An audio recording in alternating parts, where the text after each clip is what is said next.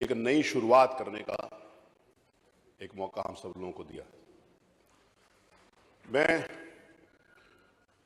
चर्चा कर रहा था तो कुछ हमारे मित्र माननीय साथी विधायकों ने कहा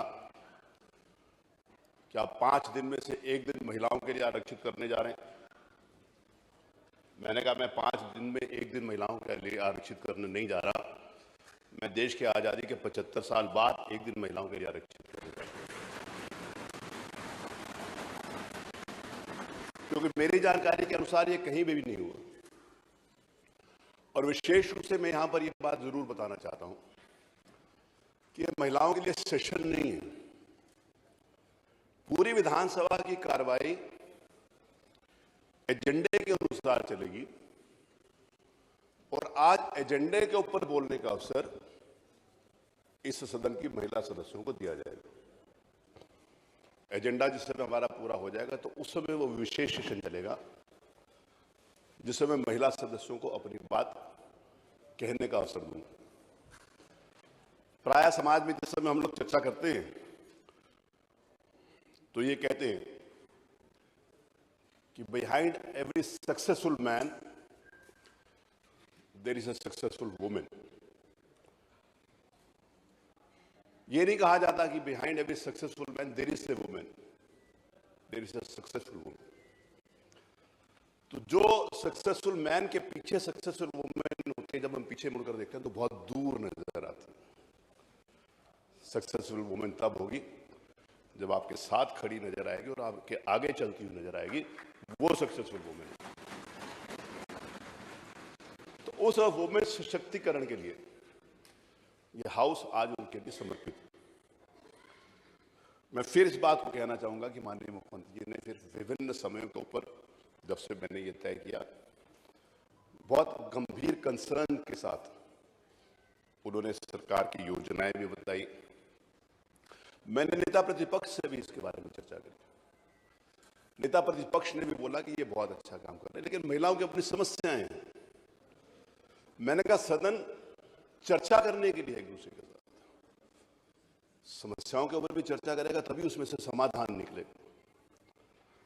तो आज हम बहुत महत्वपूर्ण सेशन, क्योंकि इस सेशन के ऊपर पूरे देश की निगाहें हैं, मैं जरूर विनम्र निवेदन करना चाहूंगा अपने सारे सम्मानित सदस्यों से कि ये जो सेशन है आज का, ये हम इस बात को बता सके कि उत्तर प्रदेश ने विगत कुछ वर्षों में, 5.5 वर्षों में नए नए आयाम स्थापित किए गए हैं। उसमें ये भी एक महत्वपूर्ण कड़ी के रूप में जुड़े, ये मेरा आप सब लोगों से निवेदन। मैं यहां पर खड़ा होकर जिस समय मैं देख रहा हूं कि बहुत सारे सदस्य आज यहां पर उपस्थित नहीं है, मैं चाहूंगा कि सभी विधानमंडलों के मुख्य सचेतक और सचेतक जो सदस्य यहां पर उपस्थित नहीं है उनसे कहें कि यदि वो लखनऊ में हैं तो उनकी उपस्थिति जरूर आज इस विधानसभा में हो। ये मेरे मन की बात है, मैं क्षमा से कहना चाहता हूं कि मैं देखो जो जिम्मेवारी सब लोगों ने दी है, उस जिम्मेवारी के नाते से मैं ये जरूर निवेदन करना चाहूंगा। मैं ये कहूंगा कि ये आज सिर्फ एक दिन हमारी महिला सदस्यों के लिए समर्पित नहीं है, ये एक शुरुआत है। आगे भी आने वाले समयों में अपनी योग्यता के हिसाब से आप कैसे आगे बढ़ सकते हैं, अपनी कैसे बात कह सकते हैं, ये एक अवसर है, एक शुरुआत। यूपी विधानसभा ने देश में इसके लिए लीड ली है। इसके लिए माननीय मुख्यमंत्री जी और सभी माननीय सदस्यों को मैं बहुत बहुत बधाई देता हूं, क्योंकि कहीं भी हम यहां से जाते हैं, किसी भी राजनीतिक दल से संबंधित, जब हम उत्तर प्रदेश के बाहर खड़े होते हैं तो हमारे को गर्व होता है कि हम उत्तर प्रदेश के सदस्य हैं जिसने रोज नई नई बातें शुरू करी। मैं ये कॉफी मशीन लगाना या हाँ और ना लॉबी को ठीक करना बहुत ज्यादा महत्व नहीं मानता हूं। हमारे नए नए प्रकार की चीजें जो यहां पर इंट्रोड्यूस किए हैं, ये पार्ट होना ही चाहिए था। लेकिन विधानसभा की जो कार्रवाई है, जो विधानसभा से हम संदेश देना चाहते हैं पूरे देश और दुनिया में, वो संदेश यहां पर आज पूरी दुनिया को सुनाई पड़े, ये मैं इस निवेदन के साथ मैं 2 सेशंस में इसको चलाऊंगा। पहले सेशन में हम पूरी कार्रवाई लेंगे, सेकेंड सेशन में मैं कुछ टॉपिक दूंगा उनके आधार के ऊपर मैं महिला सदस्यों से निवेदन करूंगा कि वो अपनी बात कहें। मैं आज इसके लिए सभी माननीय सदस्यों के प्रति आभार व्यक्त करता हूं कि सब लोगों ने साथ दिया। कुछ लोगों को, एक दो लोगों को बहुत लगा कि यह बहुत गलत काम कर रहे हो आप, लेकिन कभी कभी गलत काम भी करना है। बहुत, मैं नाम नहीं लूंगा किसी का, क्योंकि मेरे लिए सारे सदस्य सम्मानित हैं। मैं उनकी तरफ इस समय देखूंगा भी नहीं आपके लिए। तो मैं सबसे पहले, जिससे मैं माननीय मुख्यमंत्री जी ने आज बहुत महत्वपूर्ण कार्यक्रम के लिए पंडित दीनदयाल उपाध्याय हमारे प्रेरणा स्रोत हैं, मार्गदर्शक हैं, जिनकी नीतियों के हिसाब से आप सब काम करते हैं, वहाँ पर जाना था। लेकिन मुख्यमंत्री जी ने स्वयं इस बात को कहा कि मैं नहीं, यहाँ पर अपनी बात कहकर जाऊँगा। माननीय मुख्यमंत्री जी से निवेदन करूँगा और फिर माननीय नेता प्रतिपक्ष से निवेदन करूँगा। उसके बाद हम विधानसभा की कार्रवाई लेंगे। उसके बाद हम उनको मैं कर लूँगा 311। उसके बाद जब विधानसभा की कार्रवाई शुरू करेंगे। मैं एक और यहाँ पर निवेदन करना चाहता हूँ कि माननीय मुख्यमंत्री जी की तरफ से मुझे अभी एक सूचना प्राप्त हुई है कि आज सभी सदस्यों का लंच, मैंने तो महिला सदस्यों के लिए लंच के लिए कहा था, लेकिन माननीय मुख्यमंत्री जी की सहनशीलता है कि उन्होंने कहा कि आज सभी सदस्यों के लिए लंच विधानसभा के द्वारा और माननीय मुख्यमंत्री के द्वारा दिया जाएगा। मैं मुख्यमंत्री जी को बहुत बहुत आभार व्यक्त करता हूँ। धन्यवाद। माननीय मुख्यमंत्री जी, माननीय मुख्यमंत्री जी। अध्यक्ष जी, थोड़ा धीरे, पुरुष कण थोड़ा धीरज भरे। आज हम सब आभारी हैं आपके कि आज देश का ये सबसे बड़ा विधानमंडल एक नए इतिहास को बनाने की ओर अग्रसर हो रहा है। आजादी के 75 वर्ष के बाद आधी आबादी अपनी आवाज को इस सदन के माध्यम से प्रदेश की 25 करोड़ जनता तक तो पहुंचेगा ही, साथ ही साथ प्रदेश की समस्याओं को लेकर के, उपलब्धियों को लेकर के और अन्य समसामयिक महत्वपूर्ण मुद्दों को इस सदन में उन्हें रखने का एक अवसर प्राप्त होगा। मैं इसके लिए सभी बहनों को हृदय से बधाई देता हूं, उनका अभिनंदन करता हूं।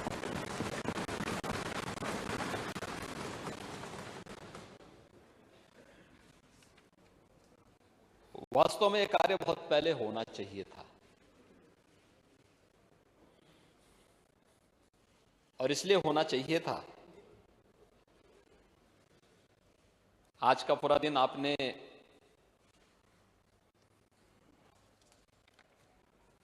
माननीय महिला सदस्यों के लिए आरक्षित किया है। ये सभी अपनी बात को यहां पर रखेंगे भी, लेकिन शुरुआत में केवल एक प्रारंभिक व्यवस्था की दृष्टि से प्रस्तावना रखने के लिए मैं यहां पर खड़ा हुआ हूं।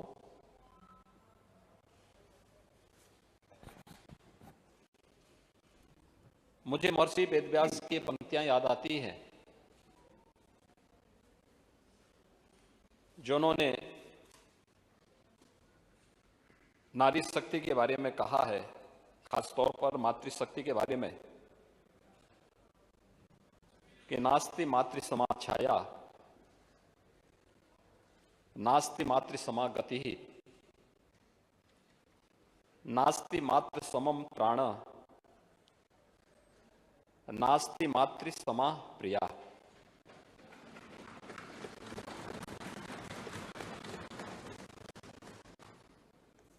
यानी मां के समान कोई छाया नहीं है, मां के समान कोई सहारा भी नहीं है, मां के समान कोई रक्षक नहीं है और मां के समान कोई प्रिय भी नहीं होता है। और मुझे लगता है कि मातृशक्ति के प्रति अगर ये भाव हर नागरिक के मन में आ जाए तो मुझे लगता है कि कुछ भी असंभव नहीं है। ऐसा नहीं कि ये पहली बार हो रहा हो। आजादी के बाद इस दिशा में बहुत अच्छे प्रयास हुए, काफी प्रगति भी हुई। उन मुद्दों पर आज यहां पर चर्चा भी होगी। लेकिन भारत जैसे देश में, हम दुनिया के सबसे बड़े लोकतंत्र हैं,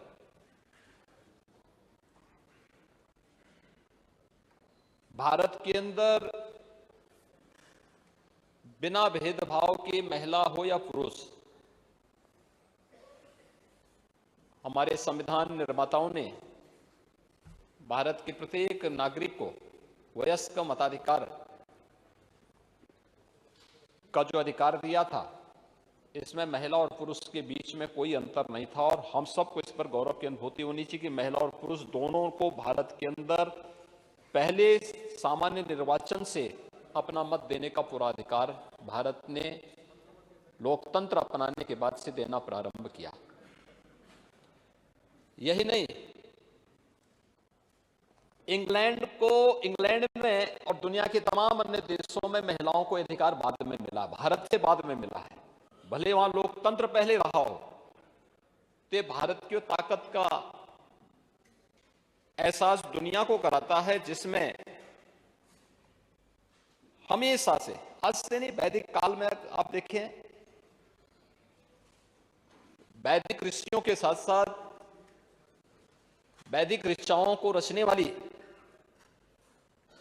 उन ब्रह्मवादिनी ऋषि पुत्री या ऋषि पत्नियों के बारे में हम सब अक्सर चर्चा सुनते हैं, जिन्होंने वेदों के अनेक ऋचाएं रची, अनेक सूक्तों की रचना की। भारत आज जिस वैवाहिक परंपरा को अपनाता है, उसका जो विवाह सूक्त है, वह सूर्या सावित्री नाम की एक विदुषी महिला के द्वारा रची गई है।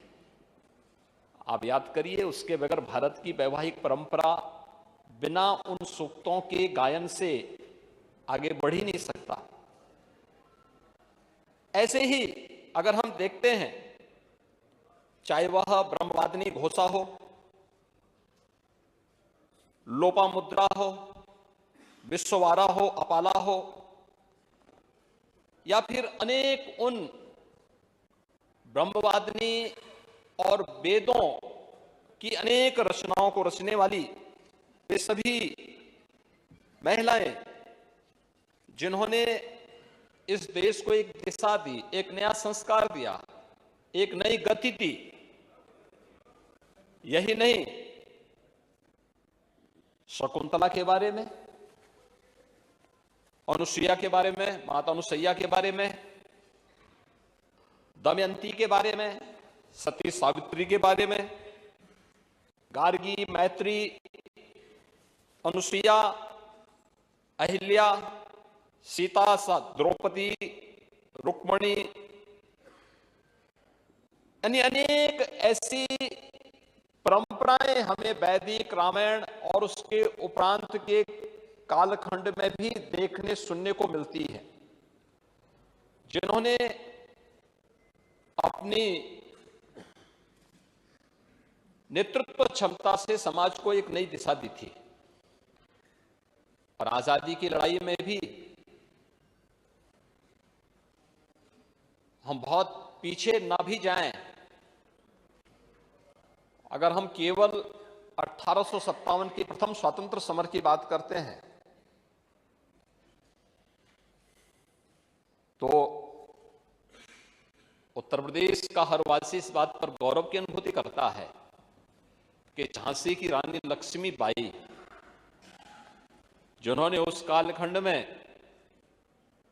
उद्घोष किया था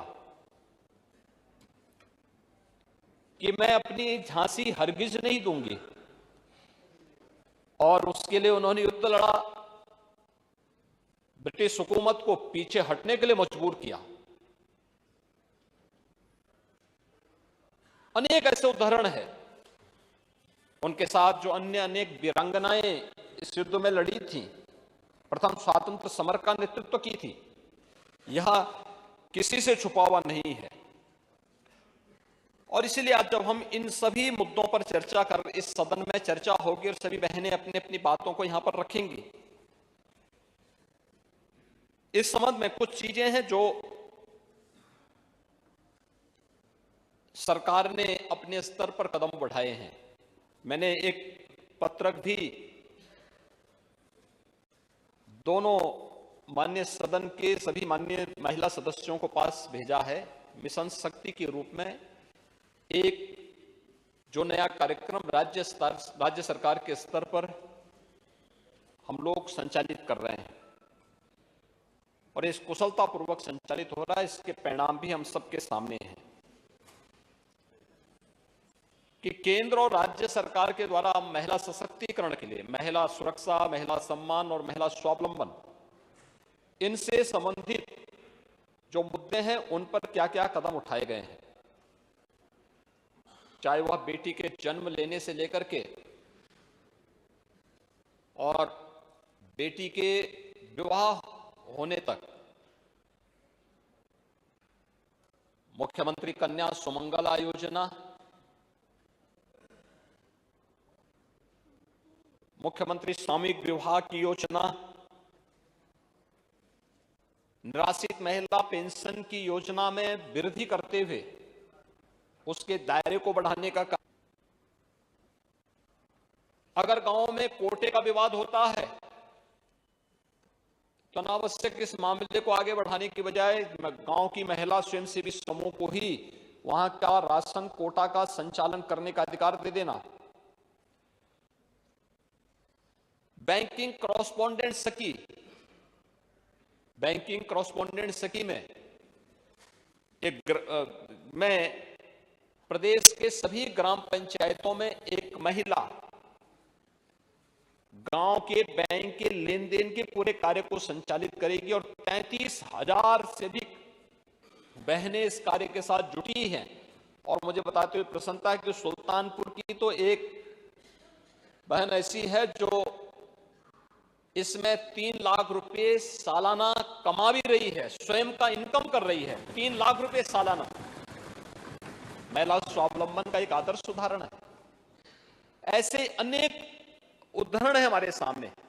एक उदाहरण मैं आपको देना चाहूंगा, मैं बताना चाहता हूं, वह है बलेनी मिल्क प्रोड्यूसर का, झांसी के अंदर बुंदेलखंड में। ये मिल्क प्रोड्यूसर,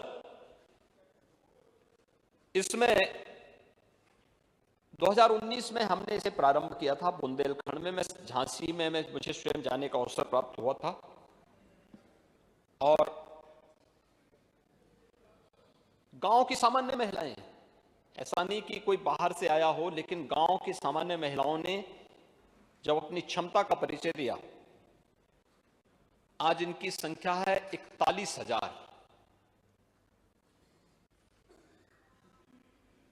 इन्होंने गांव जोड़े हैं 795 जो दुग्धोपार्जन करते हैं।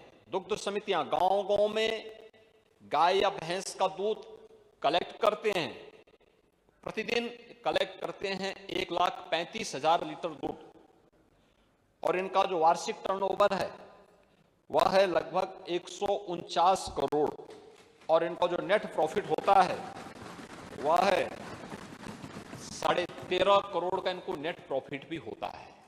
यह महिला सशक्तिकरण की दिशा में बढ़ाए गए कदम का एक उदाहरण है।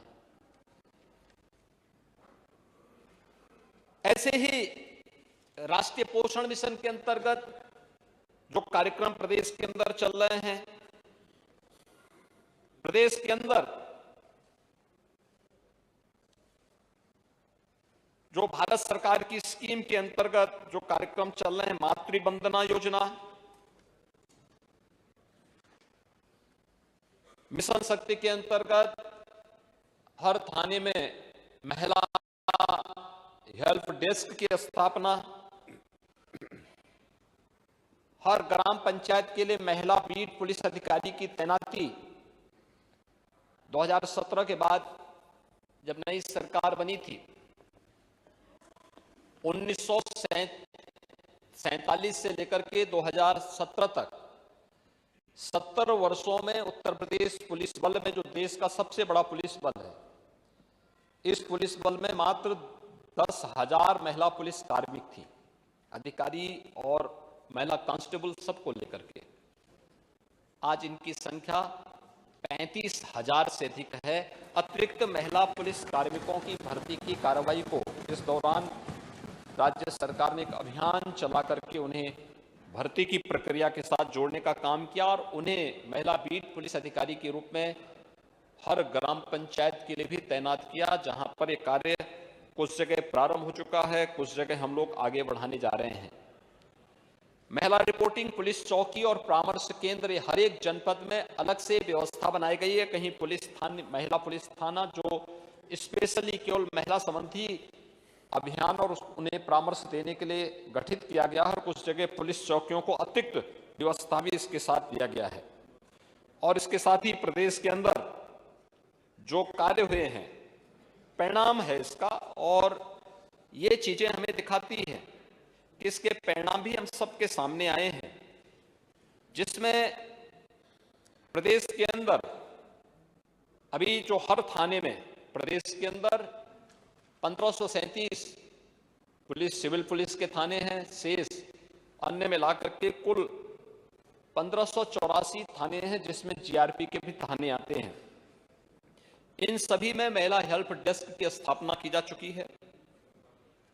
प्रदेश के अंदर सरकार में आने के तत्काल बाद 3195 एंटी रोमियो स्क्वाड का गठन किया था।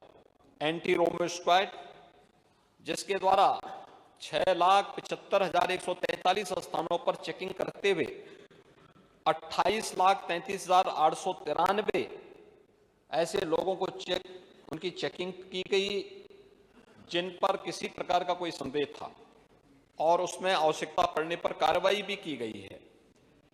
इसके अलावा प्रदेश के अंदर 10,417 महिला बीट अधिकारियों के लिए ऐसे बीट बनाए गए जहां पर केवल महिला कार्मिक ही इन सबको संचालित करती हैं। और प्रदेश के अंदर परिणाम साफ है कि महिला और बाल अपराधों में प्रभावी अभियोजन के फलस्वरूप 32 मामलों में जो महिला संबंधी अपराध या पास्को से संबंधित अपराध थे, इन सब में 32 अपराधियों को मौत की सजा दिलाई गई। 10 वर्ष से अधिक सजा पाने वाले 1,191 हैं, अर्थदंड पाने वाले 1,431 हैं। आजीवन कारावास की सजा इस दौरान बेहतर प्रोसिक्यूशन के माध्यम से जिन्हें दिलाया गया 1,323 है, और 10 वर्ष से कम सजा पाने वाले 3,420 ये भी इसमें किया गया। महिला अपराध में 4,751 अपराधियों को जिला बदर, और ये सभी कार्रवाई इसमें की गई। और एनसीआरबी के जो डाटा है उसके अंतर्गत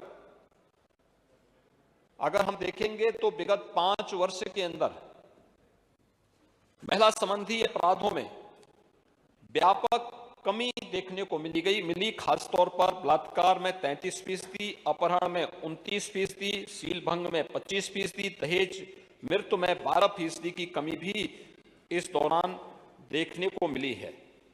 ये चीजें दिखाती हैं कि अगर हम सब मिलकर के इस दिशा में ठोस प्रयास प्रारंभ कर देंगे, और जो महिला संबंधी या बेटियों से संबंधित जो शासन की योजनाएं हैं, इन योजनाओं का उचित प्रसार हो जाए तो महिला सुरक्षा, महिला सम्मान, महिला सशक्तिकरण की दिशा में बेहतर प्रयास हो सकते हैं। इस दिशा में हम सब जानते हैं कि केंद्र और राज्य सरकारें मिलकर के इस दिशा में बेहतर प्रयास की हैं, जिसमें बहुत सारे कदम उठाए गए हैं। चाहे वह कन्या सुमंगला योजना में मैं बोल रहा था, जो अक्सर एक चर्चा आती थी कि भ्रूण हत्या होती है, हमने मुखबिर योजना के माध्यम से उसको नियंत्रित करने के साथ ही कन्या सुमंगला योजना का कार्यक्रम आगे बढ़ाया था। आज उसका परिणाम है कि लगभग 13,67,000 बेटियों को इस योजना का लाभ प्रदेश के अंदर प्राप्त हो रहा है, जिसको अलग अलग चरणों में उपलब्ध कराया जाता है। निराश्रित महिला पेंशन योजना में भी 1,000 रुपये उनकी पेंशन की गई और अब इस समय 31,50,000 बहनों को इसका लाभ प्राप्त हो रहा है।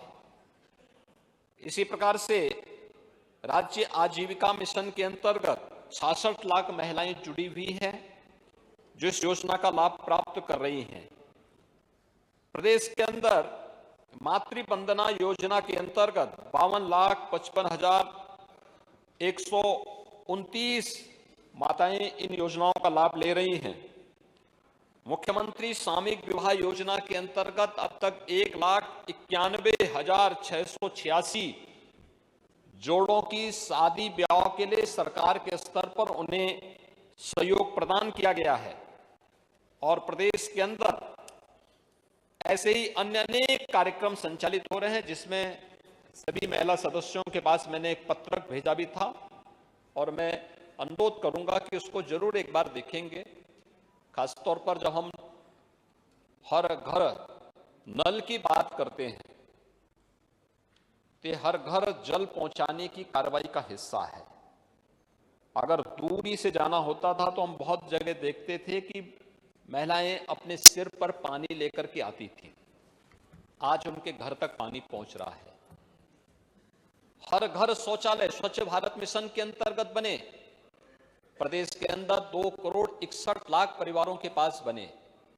यह स्वच्छता का अभियान तो था ही, लेकिन नारी गरिमा का भी यह एक अभियान था और इसके लिए हम प्रधानमंत्री मोदी जी के आभारी हैं कि उन्होंने इसे एक मिशन मोड के साथ जोड़ करके इसे सफलता की नई ऊंचाइयों तक पहुंचाया। 1,67,00,000 से अधिक परिवारों को प्रदेश में उज्ज्वला योजना के अंतर्गत रसोई गैस के सिलेंडर उपलब्ध कराए गए। ये भी महिला सशक्तिकरण की दिशा में उठाया गया कदम का ही हिस्सा है, क्योंकि उन लोगों को अब तक उन्होंने कभी ईंधन देखा ही नहीं था। बरसात होती थी, लकड़ी भीगी हुई है, घर में भोजन नहीं बन पाता था। 45 लाख से अधिक परिवारों को जो एक एक घर मिला है, यह भी महिला सशक्तिकरण की दिशा में बढ़ाया गया कदम है, क्योंकि एक महिला किस स्थितियों में अपने बच्चों को टपकती हुई झोपड़ी के नीचे रखने के लिए मजबूर होती थी, आज जब उसे पक्का मकान मिला है तो उसके चेहरे की खुशी देखने लायक बनती है। ऐसे ही परंपरागत रूप से जहां पर अपनी अपना मकान बनाया है, झोपड़ी रखा हुआ है, प्रधानमंत्री स्वामित्व योजना के माध्यम से उन्हें उस जमीन का मालिकाना हक दिलाने की कार्रवाई पीएम स्वामित्व योजना के माध्यम से मिल रहा है। अब तक हम लोग 40 लाख से अधिक ऐसे परिवारों को इस सुविधा का लाभ उपलब्ध करवा चुके हैं उत्तर प्रदेश के अंदर, और 8,000 से ड्रोन लगा करके हर एक ग्राम पंचायत को सर्वे करने, ग्राम पंचायत की खुली बैठक के माध्यम से फिर उन लोगों को इस अभियान के हिस्से बनाने की कार्रवाई भी चल रही है।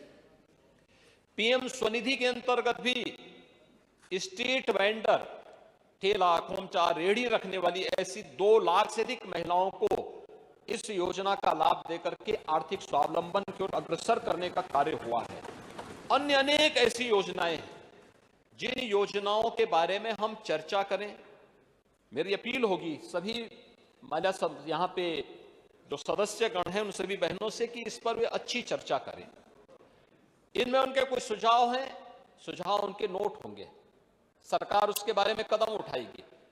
और आज जो ये देश का भी और सबका भी इस ओर आज ध्यान आकर्षण होगा कि आखिर महिला सदस्य क्या बोलना चाहती है, उनकी जिज्ञासा क्या है, प्रदेश के विकास के बारे में, प्रदेश के सम्मान के बारे में, प्रदेश के स्वावलंबन के बारे में, प्रदेश के भविष्य के बारे में, प्रदेश के वर्तमान के बारे में। अगर इन सभी मुद्दों की ओर उनका सकारात्मक सुझाव आता है तो उस पर सरकार को कदम उठाने में भी मदद मिलेगी और उस सकारात्मक भाव के साथ इस चर्चा को आगे बढ़ाने के लिए मेरी आपसे भी अपील होगी कि कुछ देर के लिए ही सही, लेकिन पीठासीन अधिकारी के रूप में भी कोई बहन वहां बैठ करके सदन का संचालन कुछ देर के लिए ही सही कर सके तो मुझे लगता है एक माहौल और उस दौरान करें। और मुझे लगता है उनको आज नियमों के बंधन से मुक्त करिए। आज उनको केवल इस विषय पे बोलने दिया जाए। जो योजनाएं हैं उन योजनाओं पर, जो योजनाएं जो अन्य उनसे जुड़ी हुई, उनके क्षेत्र से जुड़ी हुई समस्याएं होंगी उन समस्याओं पर, और समय की भी बाध्यता ना हो। तो जितना बोलना चाहेंगे बोलें, दिन भर चले, दिन भर इसी पे चर्चा चले। और इसीलिए यहां पर सदन के बारे में मैंने इसी बात को कहा, क्योंकि खन्ना जी से मैंने पूछा भोजन की कोई व्यवस्था है, तो इन्होंने कहा कि मैंने कहा भी आप तो अपनी जेब में भोजन लेके चल लेते हैं, लेकिन जो दिन भर जिनको बोलना होगा उनका क्या होगा। मैंने कहा यहाँ भोजन की व्यवस्था करवा दें, लोग अपना बोले भी, यहाँ भोजन भी लें, अच्छा होगा। आपने इसके लिए अनुमति भी दी है, लेकिन आज इस पे दिन भर चर्चा हो और उसका जो निष्कर्ष होगा, मैं चाहूंगा कि अच्छे सुझाव आए, अच्छी सकारात्मक चर्चा हो। और उस सकारात्मक चर्चा को हम लोग, देखिए आरोप प्रत्यारोप हमेशा लगते हैं, आज उससे ऊपर उठ करके एक सकारात्मक दृष्टिकोण के साथ, क्योंकि ये जब प्रकाशन होगा तो उस प्रकाशन में आपका नाम जाए। विधानसभा की कार्रवाई में जो कुछ हम बोलते हैं, ये जो भी आएगा, यह यहां का एक दस्तावेज बनेगा। 5 साल, 10 साल, 15 साल, 50 साल, 100 साल के बाद जिन्हें कभी देखना होगा तो वे देख सकें, इन दस्तावेजों को उड़ेल सकें, देख सकें कि आपके द्वारा कभी क्या बोला गया है, और उसके बारे में फिर उससे कुछ प्रेरणा प्राप्त कर सकें। इसलिए एक अच्छी बहस को हम आगे बढ़ा सकेंगे। इस विश्वास के साथ मैं आपका हृदय से आभारी हूं कि आपने आज का ये दिन केवल प्रदेश की चुनी गई महिला सदस्यों को के लिए आरक्षित किया है, उन्हें दिया है, और उनसे जुड़ी हुई समस्या और प्रदेश से जुड़ी हुई अन्य महत्वपूर्ण मुद्दों पर वे लोग आज अपनी बात को यहां पर रख पाएंगी। बहुत सारी चीजें हैं जिन पर वे चर्चा भी करेंगी, अपनी बात को मजबूती के साथ रखेंगी। मैं सभी पुरुष सदस्यों से भी कहूंगा कि सामान्य दिनों में आपके शोरगुल के नीचे महिलाओं की बात दब जाती थी। आज कम से कम आप उनकी बातों को सुनने के लिए यहां पर बैठेंगे, और जो भी आपको आपके लायक होगा आप उसको स्वीकार करेंगे, आपके लायक नहीं हो तो कम से कम घर में जाकर के, अगर कहीं गलती आपके माध्यम से हुई है तो घर में जाकर के दोनों कान पकड़ करके वहां पर घर में माफी मांग करके आगे से उसमें सुधार लाएंगे, जिससे सदन की कार्रवाई को बेहतर तरीके से संचालन करने में आगे मदद मिल सके।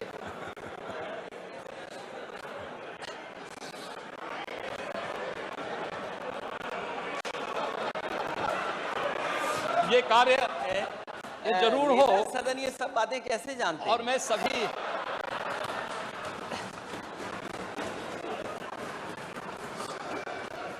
और नेता सदन के बगल वाले ने तो नहीं बताया होगा।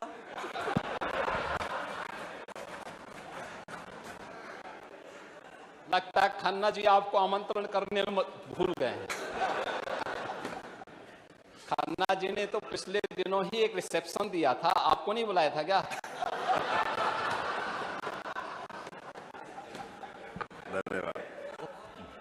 तेन अध्यक्ष महोदय, जितने भी उसी जगह के हैं, कभी बताया नहीं बात आपने?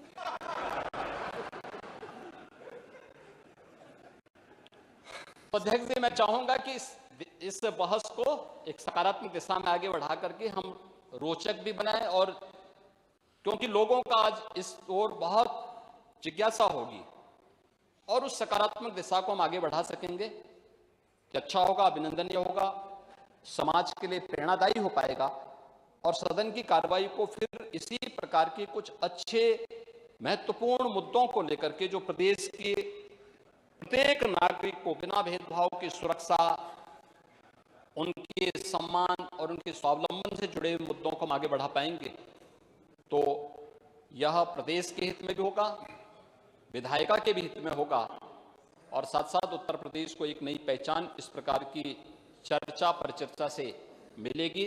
मैं एक बार फिर से सभी बहनों का, आज जो इस चर्चा का हिस्सा बनने जा रही हैं, उन सब का, मैं जो भी इस चर्चा में भाग लेंगे, मुझे लगता है अपनी बात को अपनी भाषा में बोलना चाहिए, और जिस भी रूप में आप बोल सकती हैं उतने में बोलेंगे, बहुत अच्छा उसकी एक चर्चा को आगे बढ़ाने में मदद मिलेगी।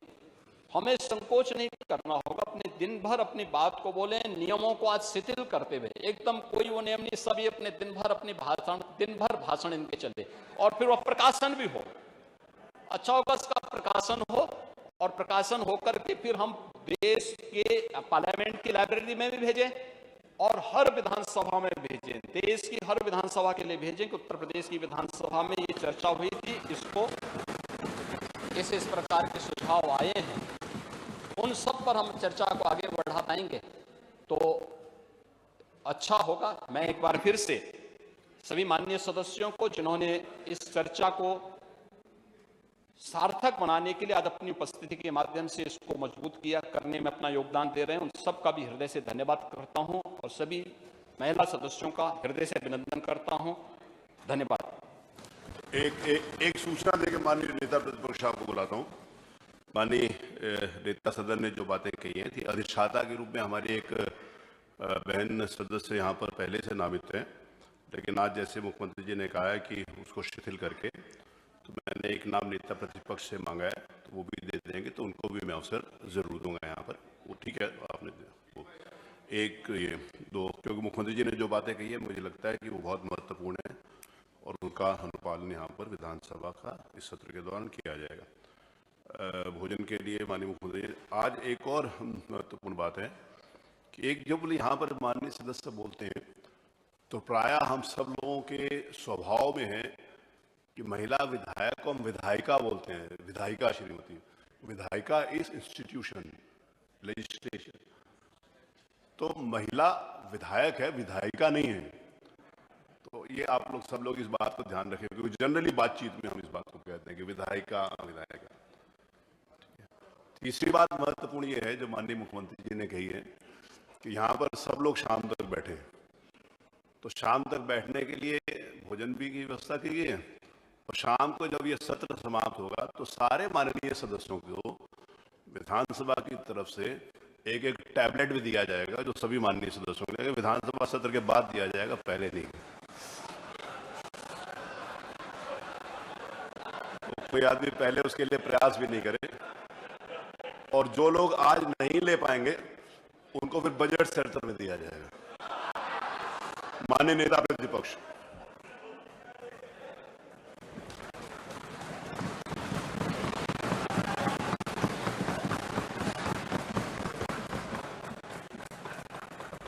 सबसे पहले मैं अध्यक्ष जी आपका धन्यवाद देना चाहता हूं।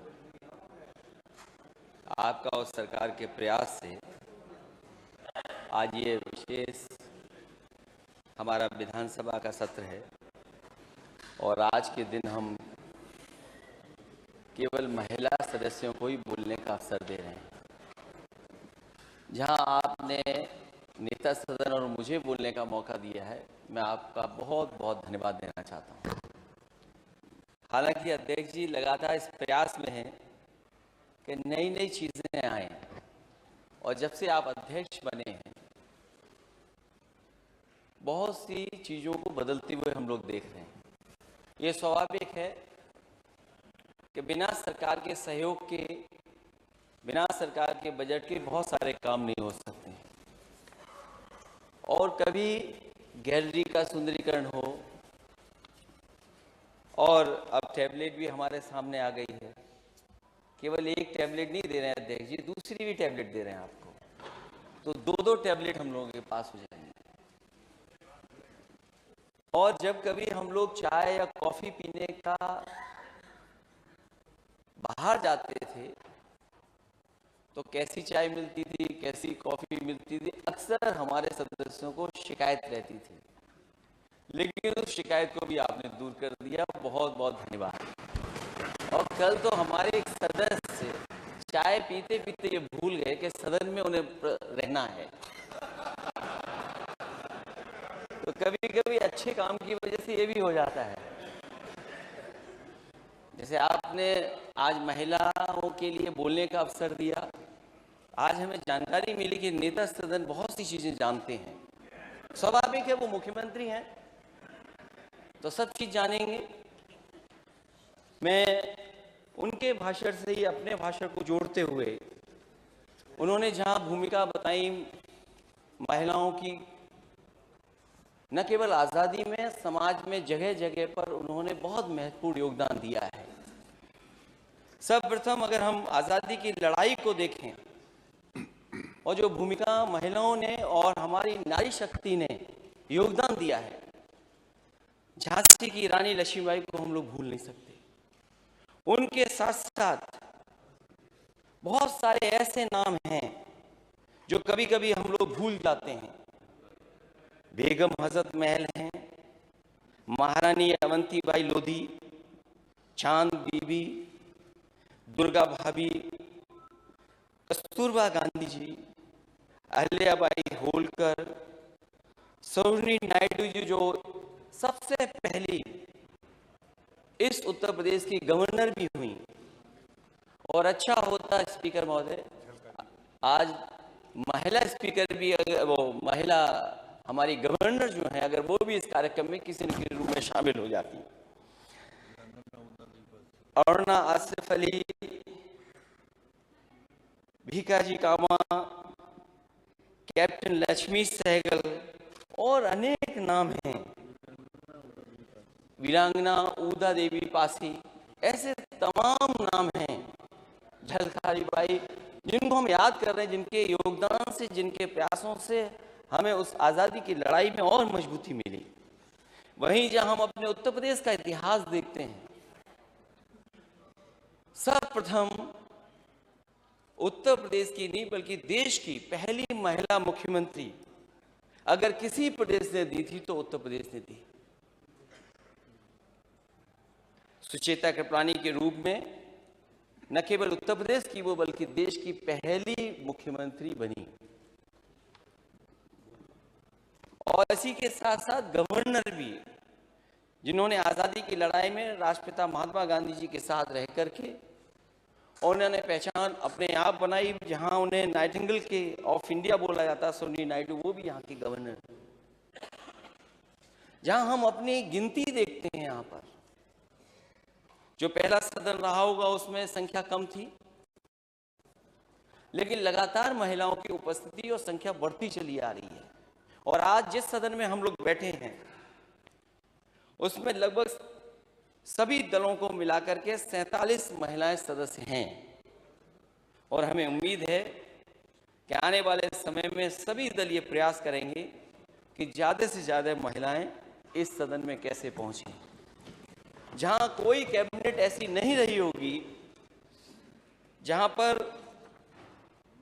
महिलाओं को मौका न दिया गया हो, और लगातार कैबिनेट में किसी न किसी रूप में किसी न की महत्वपूर्ण पद पर महिलाएं रही हैं। आज जब हम महिलाओं पर चर्चा कर रहे हैं तो हमें अपने नेता डॉक्टर राम मनोहर लोहिया, जो नर नारी समानता की बात करते थे, उनके कोट याद आते हैं। और उनका मैं पहला कोट पढ़ता हूं। उन्होंने कहा कि नारी को गठरी के समान नहीं बल्कि इतनी शक्तिशाली होनी चाहिए कि वक्त पर पुरुष को गठरी बना अपने साथ ले जाए। ये किसके विचार हो सकते हैं? इस समाज में अगर हम इतना सम्मान दे दें और इतनी ऊंचाई तक पहुंचा दें तो हमारे समाज और देश की तरक्की और दुनिया में पहचान में आ जाएगी। न केवल उन्होंने ये कहा बल्कि एक जगह मैं उनकी दूसरी बात को कोट करता हूं कि इस देश की औरतों के लिए आदर्श सावित्री नहीं द्रौपदी होनी चाहिए। क्योंकि अक्सर हम सावित्री को आदर्श मान लेते हैं क्योंकि वो पति के प्रति पूरी समर्पित थी। और डॉक्टर राम मनोहर लोहिया ने वहीं कहा कि इस देश की औरतों के लिए अगर आदर्श कोई हो सकता है तो वो द्रौपदी हैं। इसलिए मैं अध्यक्ष जी आपको धन्यवाद देता हूं जहां महिलाओं के बारे में आपने सोच विचार करके इस सदन को बुला करके एक दिन का मौका दिया है। आज मैं कह सकता हूं कि इस महिलाओं के इतने मुद्दे हैं कि हमारा एक दिन काफी नहीं है। अगर हम पूरे सत्र में भी बहस करें तो शायद वो मुद्दे खत्म नहीं होंगे, क्योंकि जो तस्वीरें हमें देखने को मिलती हैं, ये जिम्मेदारी केवल मैं ये कह दूं समाज की है या सरकार की है। मैं आज इस मौके पर दलगत राजनीति से ऊपर ये कहना चाहता हूं कि जब हम अखबार पढ़ते हैं और तस्वीरें देखते हैं कि क्या क्या घटनाएं हो रही हैं आज दिल्ली से या पार्लियामेंट से, कठोर से कठोर कानून पास हुए हैं, लेकिन उसके बावजूद भी महिलाओं के ऊपर जो घटनाएं देखने को मिल रही वो कम नहीं हो रही हैं। और अगर हम एनसीआरबी का आंकड़ा देखें तो वहीं उत्तर प्रदेश की जहां आबादी ज्यादा है, वहीं इस सदन की भी जिम्मेदारी बढ़ जाती है, क्योंकि महिलाओं के साथ जो कुछ हो रहा है ये सब इस समाज में ऐसा महिलाओं के साथ नहीं होना चाहिए। और जो घटनाएं सुनने को मिलती हैं कई बार केवल शहर का नाम लेने तो हमें घटना वो याद आ जाती है। अगर हम हाथरस देखें या लखीमपुर या अभी की घटना को देखें, ये बात मैं नहीं कहता हूं कि आज सरकार का विरोध करने के लिए मैं नहीं खड़ा हूं। कई ऐसी भी घटनाएं जो हमारी सरकार में भी हुई, लेकिन जब सरकार और समाज और विपक्ष मिलकर के काम करता है तो इन समस्याओं को रोका भी जा सकता है और भविष्य में रिपीट नहीं हो सकता। इस सदन में जहां हम आज चर्चा कर रहे हैं महिलाओं के सवाल को लेकर के, मुझे याद है इसी सदन ने दिन रात जग करके सस्टेनेबल गोल्स पे भी चर्चा की थी। ये केवल चर्चा न रह जाए, इसे जहां विपक्ष की जिम्मेदारी है वहीं विपक्ष से ज्यादा सरकार की जिम्मेदारी है कि अगर चर्चा में जो बातें आ रही हैं, जो चर्चा में कहीं जाएंगे, उन पे हम ठोस कदम कैसे उठाएं। जहां आज हम हर क्षेत्र में ऊंचाइयों पर देख रहे हैं, महिलाएं लगातार अपने मेहनत से समाज के और उनके परिवारों के प्रयास से ऊंचाइयों तक पहुंच रही हैं। बड़े बड़े पदों पर हम लोगों ने देखा है। हम वो बातें नहीं भूल सकते। इस समाज में ऐसा भी समय था और भारत के हिस्से में ऐसा भी समय था, अगर हमें बहुत सारी चीजों पर गर्व होता है तो हम वो चीजें भी याद करें कि हमारा समाज किन चीजों से निकल करके आया है। एक समय ऐसा था जब महिलाएं पूरे कपड़े नहीं पहन सकती थी, उन्हें आधे कपड़े पहन करके रहना पड़ता था। वहां की हुकूमत उनसे टैक्स लिया करती थी। ऐसा भी समय देखा है, लेकिन जब जैसे जैसे चीजें बदली हैं, समाज में सुधार आया, चीजें बदली हैं, आज जहां हम पहुंचे हैं, हो सकता है अगर समाज और सरकार और सब हम लोग मिलकर के कोशिश करेंगे तो हो सकता है समाज हम कहां आगे पहुंचा दें। इसलिए ज्योतिबा फूले और सावित्रीबाई फूले को हम नहीं भूल सकते, जिन्होंने इस देश में महिलाओं को और बच्चियों की पढ़ाई के लिए और समाज को सुधारने के लिए अपना पूरा जीवन लगा दिया।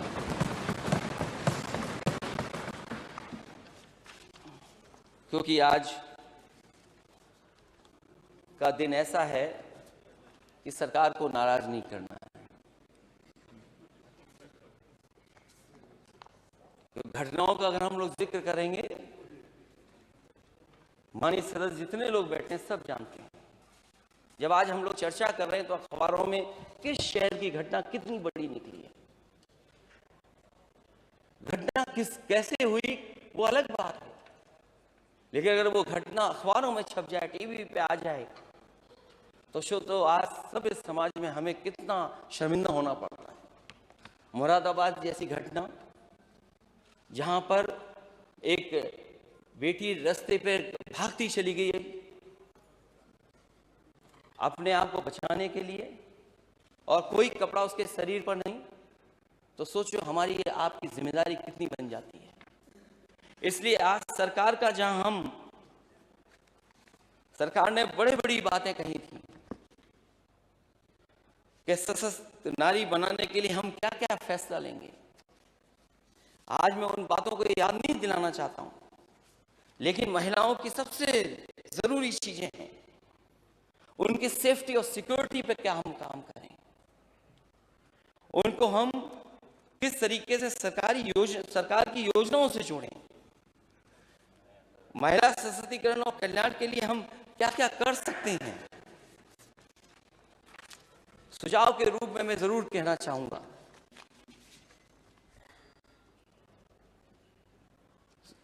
क्योंकि सरकार के घोषणा पत्र में तो बहुत सी बातें रखी गई थी। वहीं मैं कहना चाहूंगा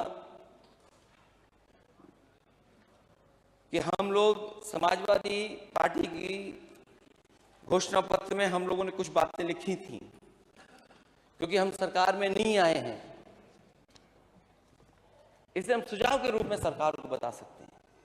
हालांकि उन्होंने भी बहुत सारी बातें लिखी सशक्त नारी के लिए क्या क्या होना चाहिए, वहीं हम भी सुझाव देना चाहते हैं कि समाजवादी पार्टी महिलाओं, अल्पसंख्यकों और दलित सहित प्रत्येक नागरिक के लिए हेट क्राइम के खिलाफ जीरो टॉलरेंस की नीति के लिए संकल्पबद्ध है और सरकार से मांग करते हैं कि वे जीरो टॉलरेंस नीति को अपनाएं। हालांकि जीरो टॉलरेंस की नीति के बारे में सरकार कहती है, लेकिन कैसे इसको हम लागू कर सकें, उस दिशा में मैं समझता हूं सरकार जरूर काम करेगी। वहीं उत्तर प्रदेश में पुलिस समेत सभी सरकारी नौकरियों में महिलाओं को 33% आरक्षण दिया जाए। ये आरक्षण सभी श्रेणियों जैसे सामान्य, ईडब्ल्यूएस, ओबीसी, एससी और एसटी के लिए भी लागू किया जाए। लड़कियों की केजी से पीजी तक शिक्षा मुफ्त की जाए, क्योंकि जिस समय नेताजी की सरकार थी उस समय पढ़ाई को बिल्कुल मुफ्त कर दिया गया था।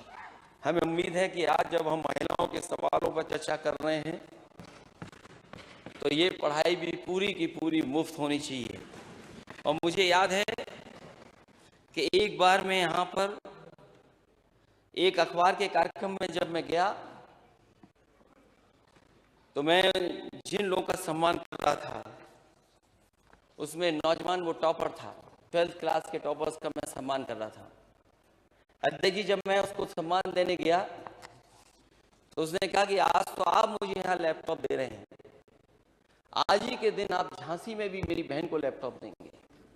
और मुझे याद है, मैंने बच्चे से पूछा कि कभी तुम हेलीकॉप्टर में बैठे थे? उसने बच्चे ने मना कर दिया कि मैं हेलीकॉप्टर में कभी नहीं बैठा। मैं जब अपने घर आ गया लौट करके तो अचानक मेरा ख्याल आया कि क्यों नहीं मैं इसको लेकर के संग जाऊं। और उस 12th टॉपर के बच्चे को मैं अपने साथ लेकर के गया।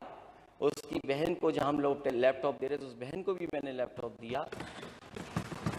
और जब मैंने सूची देखी कि आखिरकार किनको मैं लैपटॉप दे रहा हूं, तो सबसे ज्यादा अगर किसी को लैपटॉप मिला था समाजवादी सरकार में तो वो बेटियां थी जिनको लैपटॉप समाजवादी सरकार में मिला।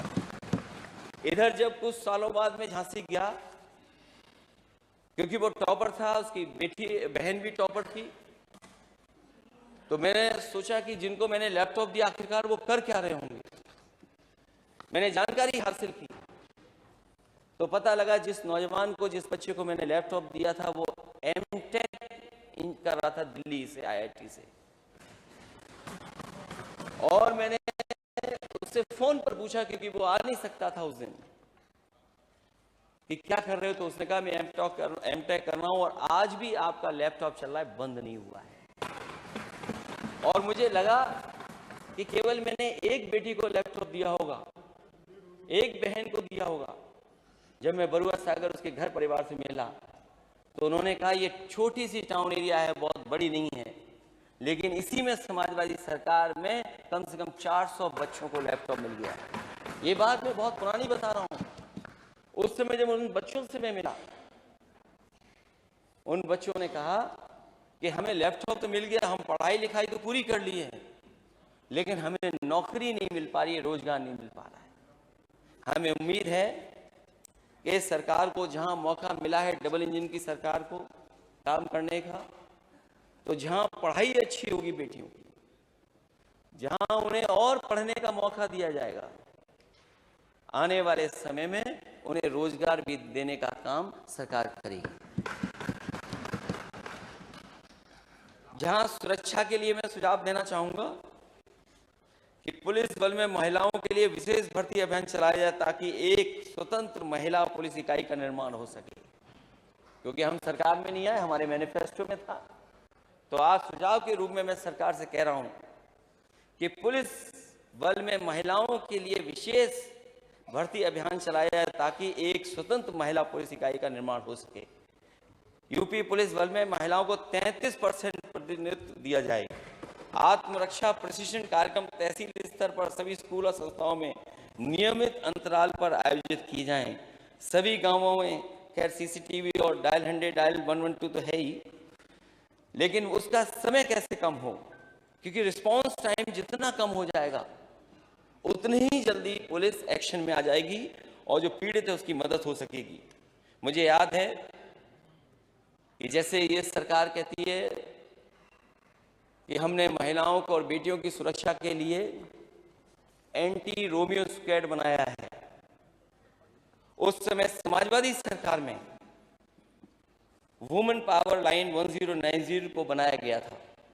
और मैं चाहूंगा सरकार से कि वुमेन पावर लाइन 1090 को मजबूत किया जाए और ईमेल और व्हाट्सएप द्वारा शिकायत दर्ज करने की सुविधा प्रदान की जाए और साथ ही साथ 1090 ऐप से लेकर के जो ट्रैकिंग का है सिस्टम वो भी विकसित किया जाए, जिससे आज के समय पर जो टेक्नोलॉजी का हम इस्तेमाल कर सकें उसको शामिल कर करके अपनी बेटियों की भी सुरक्षा और का इंतजाम कर सकें। स्पेशल वुमेन सेल महिलाओं के खिलाफ होने वाले अपराधों की निगरानी एवं रोकथाम के लिए डीजीपी की अगुवाई में गठित किया जाए। सभी पुलिस अधिकारियों को एसीआर में अनेक जेंडर सेंसिटिविटी, क्योंकि जेंडर सेंसिटिविटी अगर नहीं होगी तो हम न्याय नहीं दिला पाएंगे, इसलिए जेंडर सेंसिटिविटी के पता लगाने के लिए एक इंडेक्स बनाया जाए। समाजवादी सरकार द्वारा स्थापित आशा ज्योति केंद्र महिलाओं से संबंधित सभी मुद्दों के वन स्टॉप सॉल्यूशन के रूप में सभी जिलों में स्थापित किया जाए। और मुझे याद है महिलाओं को और उनको सम्मान देने के लिए समाजवादी सरकार में समाजवादी पेंशन शुरू की गई थी। हालांकि ये सरकार दूसरे रूप में दूसरी मदद कर रही है, लेकिन समाजवादी पेंशन रोक दी गई। समाजवादी पेंशन उन गरीब महिलाओं के लिए थी जिनको किसी पेंशन से दिया नहीं जाता था, मदद नहीं पहुंच पा रही थी। 50 लाख के लगभग गरीब परिवार की महिलाओं को समाजवादी पेंशन से मदद करने का काम समाजवादी सरकार में हो रहा था। और मुझे याद है जिस समय नेताजी की सरकार थी उस समय कन्या विद्याधन योजना शुरू की गई थी।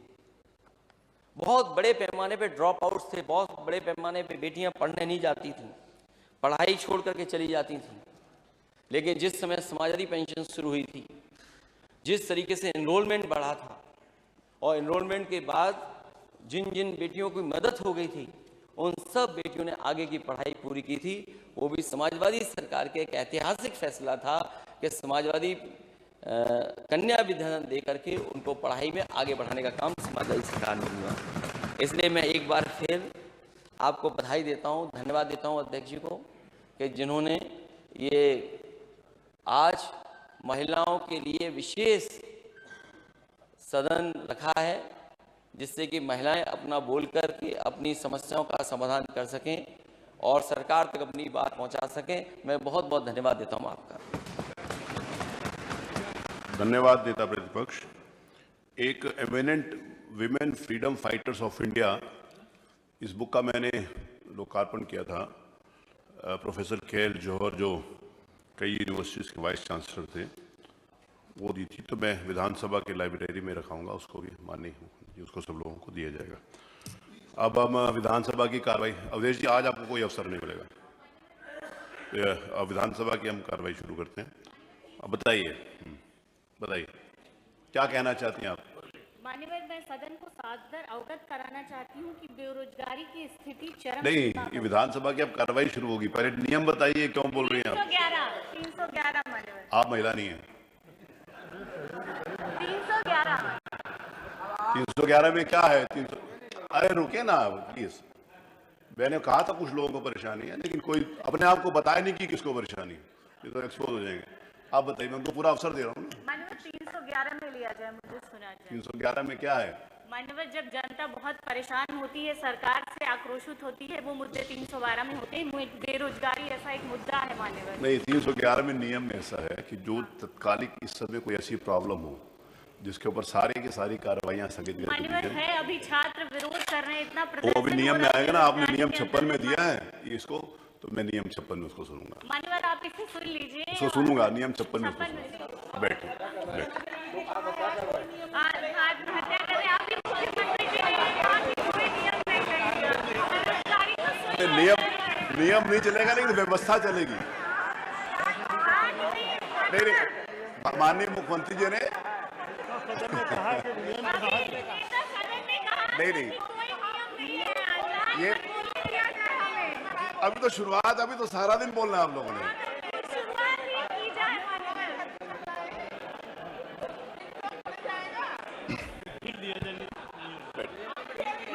अरे नियम यह है कि अध्यक्ष खड़े होते हैं तो सब बैठ जाते हैं। ये वाले नियम को स्थगित नहीं करेंगे कि अध्यक्ष खड़े होंगे सब बैठ जाएंगे। जब भी अध्यक्ष खड़े होते हैं तो सब लोग बैठ जाते हैं। मैं आपकी जो सूचना है उसको ध्यान दूंगा। ये भी अच्छा है कि आपने उठाई, ताकि जानकारी होनी चाहिए। एक पॉजिटिव सेंस में उसको ले रहा हूँ, नेगेटिव सेंस में नहीं ले रहा कि उन्होंने बोला है तो मैं अग्राह्य नहीं करता, क्योंकि वो उनको जानकारी होनी चाहिए कि नियम। आपने बहुत मेहनत करी है पांडे जी, लेकिन पूरी तरीके से और थोड़ी मेहनत करिएगा, तो अगली बार से हम उसके ऊपर सुनेंगे, उसको लेंगे।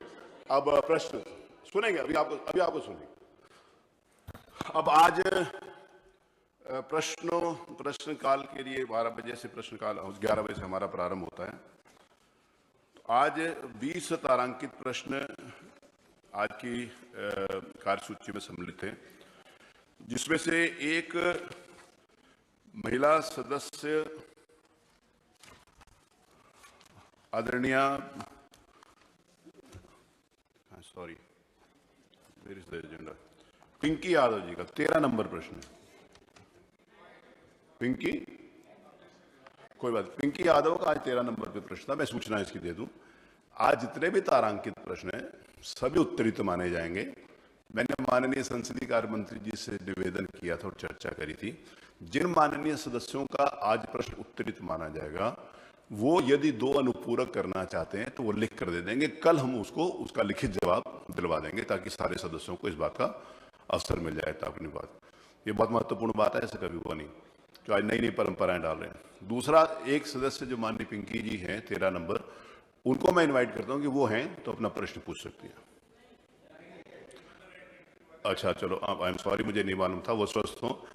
उसके अलावा कोई महिला सदस्य अगर उस प्रश्न को पूछना चाहती है तो पूछ सकती है।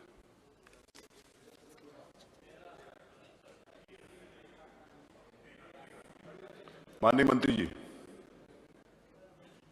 चलिए आप अनुपूरक कर लीजिए। कौन करेगा? तो उत्तर तो पढ़ दे मैंने, क्योंकि नई सदस्य उत्तर पढ़ दीजिए। उत्तर पढ़ नहीं दीजिए। है ना। उत्तर माननीय मंत्री जी, आपसे निवेदन है, उत्तर पढ़ दीजिए।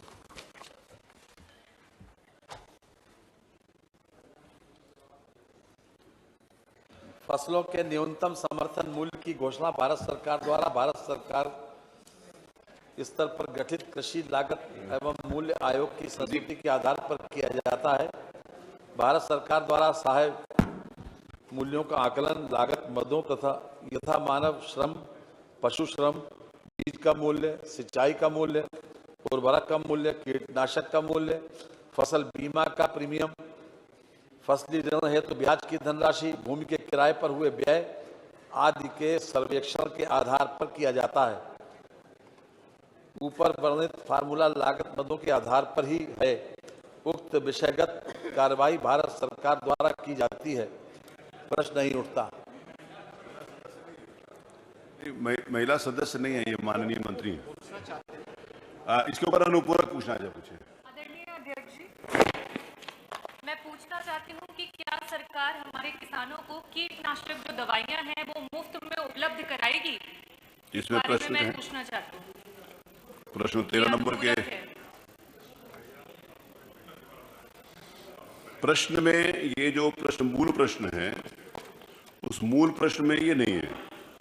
तो आप जो प्रश्न से संबंधित है आप उसको पिंकी यादव जी का प्रश्न है, कृषि मंत्री बताने के लिए प्रदेश में विभिन्न कृषक फसलों का न्यूनतम समर्थन मूल्य घोषित तथा निर्धारित करने के आधार क्या है? तो न्यूनतम सफल मूल्य उसके लिए सरकार मुफ्त ने में देने कहा वाला था- नहीं है। नहीं, मैं सरकार ने ये बहुत सारी बातें की थी, इस प्रश्न पर आइए। दूसरा दूसरा अनुपूरक ये है कि किसानों की आमदनी जो है वो दुगनी कब तक हो जाएगी? किसानों की आमदनी दुगनी, ये प्रश्न है क्या उसमें? माननीय मंत्री जी कुछ बताना चाहे तो बताइए। मूल प्रश्न में ये नहीं है। यदि आप कुछ कहना चाहते हैं तो कैसे?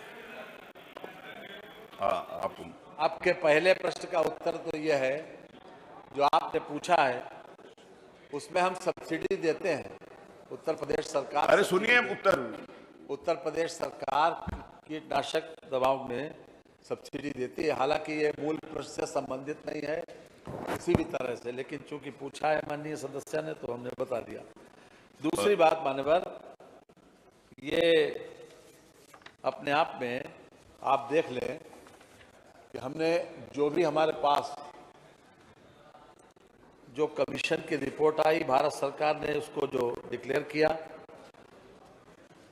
उसके आधार के ऊपर अगर देख लें कि हम जो लागत मूल्य है मान्यवर, उससे ज्यादा मूल्य हम कितना दे रहे हैं ये हम जरूर बताना चाहेंगे।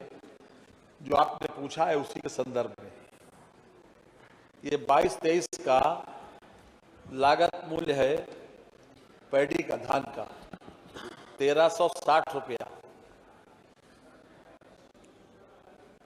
ये अपने आप में, और हमने जो मूल्य घोषित किया है वो है 2040 रुपया।